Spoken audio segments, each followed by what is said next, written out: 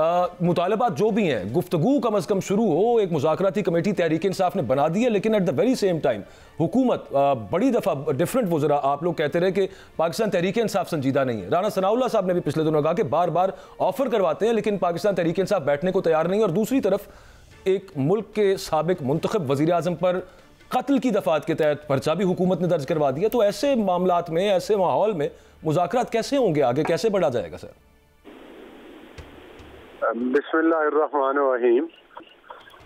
देखें, मुज़ाकराती टीम अगर पीटीआई ने बनाई है तो बिल्कुल ठीक बात है, और राना सनाउल्लाह साहब ने और दीगर लोगों की भी राय यही है कि मामलात जो हैं वो मुल्क के अंदर दहशतगर्दी करने से हल नहीं होंगे। मामलात मुल्क की तनसीबात को और मुल्क को नुकसान पहुंचाने से भी हल नहीं होंगे।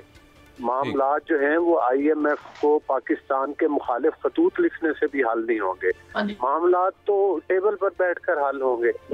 और आपको याद होगा कि इन्होंने एक पार्लिमानी कमेटी जो कि 26वीं तरमीम के दौरान जो कि असम्बली के अंदर बैठी रही और वहाँ पर अपनी राय भी देते रहे। मौलाना फजलुर रहमान साहब के साथ ये लोग मुज़ाकरात करते रहे, एंड पे जाकर वीटो कर गए कि बानी नहीं मान रहे। हालांकि उस 26वीं तरमीम के अंदर मौलाना साहब की वसातत से इन्होंने अपने मुतालबात भी मनवाए, अपनी तजावीज़ भी रखी।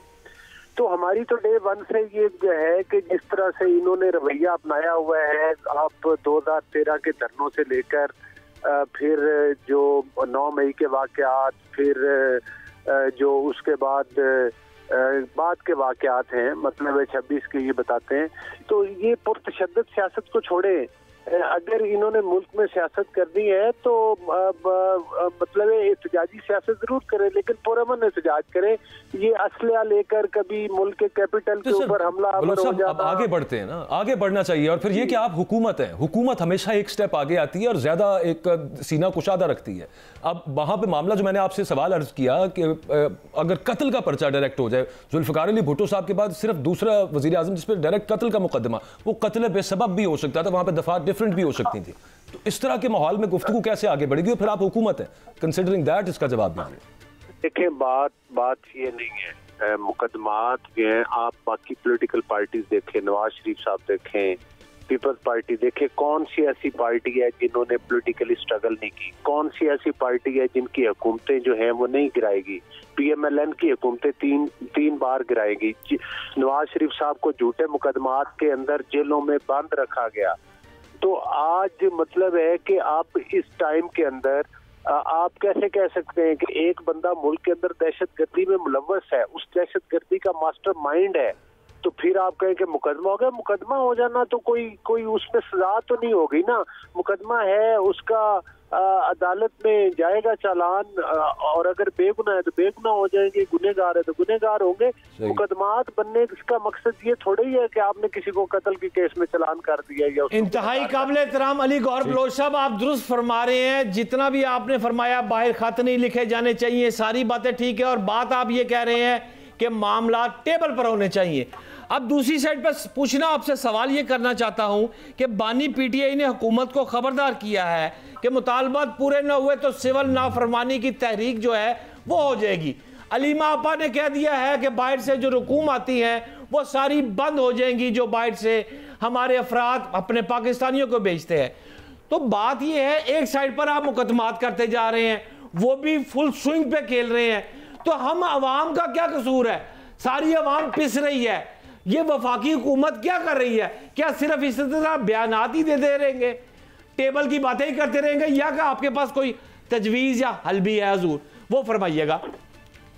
देखिए, बात ये है, बात बयानात की नहीं है। वफाकी हुकूमत की जो पूरी तवज्जो है वो पाकिस्तान की उस मईशत के ऊपर है जिसको ये जाते हुए कह कर गए थे कि हम तो माइंस बिछा के जा रहे हैं। वफाकी हुकूमत ही है जो ये कहते थे, IMF को खतूत लिखते थे, मुल्क को श्रीलंका देखना चाहते थे, मुल्क को डिफॉल्ट देखना चाहते थे। वो इनकी दुआएं और तमन्नाएं पूरी नहीं हुई।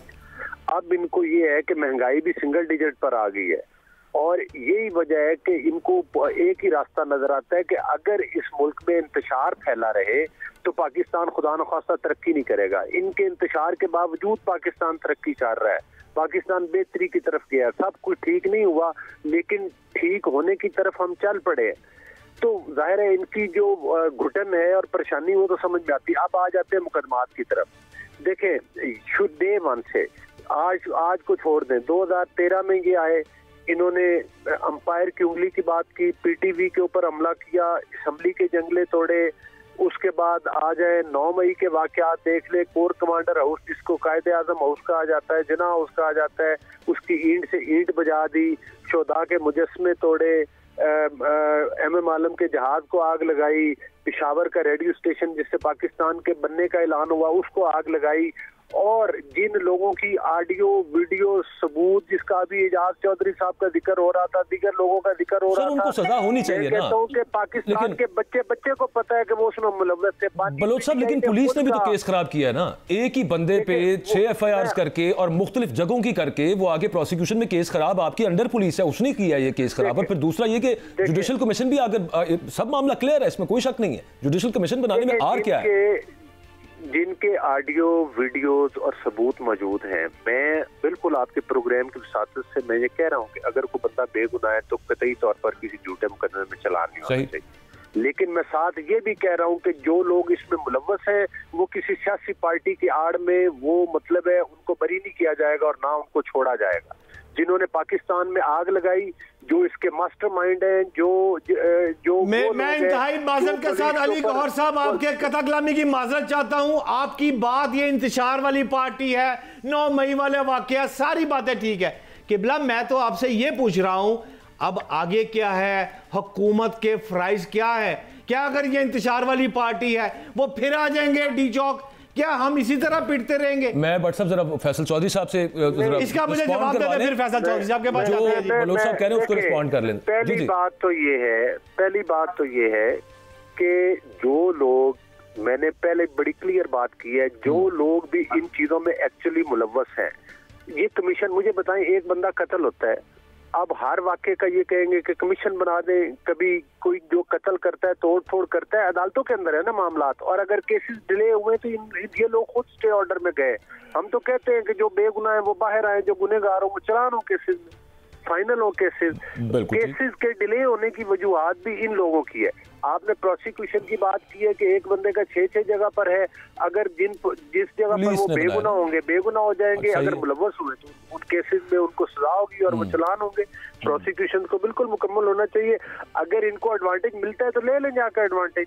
अगर ये कहते हैं हम लोग बेगुनाह है तो मामला तो अदालतों में है ना, मामला का डिसीजन किसी प्राइम मिनिस्टर ने तो नहीं करना या किसी और ने तो नहीं करना, वो तो इन्वेस्टिगेशन करने वाले इदारे, सबूत एज अ हुकूमत हम अदालतों में पेश कर देंगे। बलोच साहब नहीं, वो अदालतें भी नहीं सर, प्रोसिक्यूशन, और इनको सजा मिलेगी, ना हुए तो ये बरी हो जाएंगे। आप मुस्तगीस भी हुजूर वाला इस्तगासा भी वापस ले सकती है अगर आगे बात बढ़ाने की कोई मामला नहीं है तो। फैसल चौधरी साहब, जो अली गौहर बलोच साहब बात कर रहे हैं, जिन लोगों ने असल में पाकिस्तान में आग लगाई है 9 मई के वाकयात के अंदर, और चलो वो केसेस वो कोर्ट में क्लियर होंगे, सर पे कफन बांध कर आएंगे और फिर असला का जवाब, गोली का जवाब गोली से देंगे, ये कोई सियासी गुफ्तगू नहीं है, वो केसेस लैंग्वेज नहीं है, वो केसेस कोर्ट में क्लियर हो जाएंगे। मेरी एक गुजारिश सुन लें, जो असला RPO रावलपिंडी, जो असला IG ने पूरे पाकिस्तान के सामने रखा, और उनमें से बहुत सारे लोग ऐसे भी हैं कि जिनकी अभी तक नादरा से वेरिफिकेशन भी नहीं हो पा रही, उनका रिकॉर्ड नहीं है, वो लोग भी ज़ेरे हिरासत है। तो आप कितनी बार पाकिस्तान पर यलगार करेंगे और कितनी दफा आप इस्लामाबाद को तोड़ना चाहेंगे? वो सर मैं वही तो अर्ज कर रहा हूँ, जिस हद तक कानून और आईन इजाजत देते हैं उसको उस दायरे में रहते हुए हुकूमत वो अदालतों के अंदर अब उसके अदालतों में उसके फैसले होंगे और होने चाहिए और जल्द अज जल्द होने चाहिए। जिसने भी गलत किया उसको सजा मिलनी चाहिए, वरना इंसाफ मिलना चाहिए।